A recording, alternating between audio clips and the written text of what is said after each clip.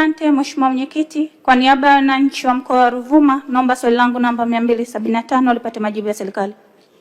Majibu kwa niaba ya Mheshimiwa Waziri, Mheshimiwa Naibu Waziri, Mheshimiwa Zainab Athman Katimba.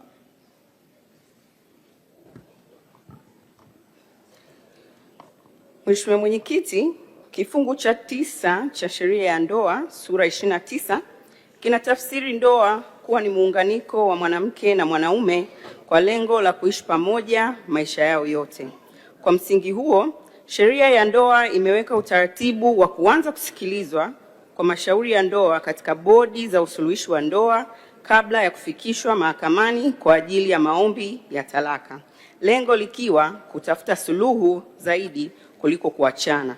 Mheshimiwa Mwenyekiti, katika juhudi za kuhakikisha usikilizaji na umalizaji wa mashauri, Mahakama ya Tanzania imetoa mwongozo wa muda wa usikilizaji kesi kulingana na mahakama ilipofunguliwa.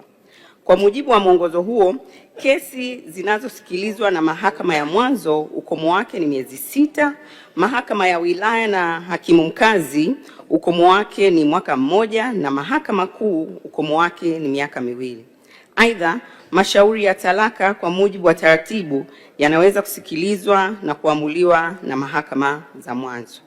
Mheshimiwa Mwenyekiti, ili kuimarisha taasisi ya ndoa na kuhakikisha migogoro ya ndoa inatatuliwa kwa njia ya usuluhishi, serikali kupitia Wizara ya Katiba na Sheria imeanzisha program ya kuwajengea uwezo wajumbe wa bodi za usuluhishi wa ndoa nchini kote. Utekelezaji wa program hiyo ulianza rasmi tarehe 8 April 2026 katika mkoa wa Kagera.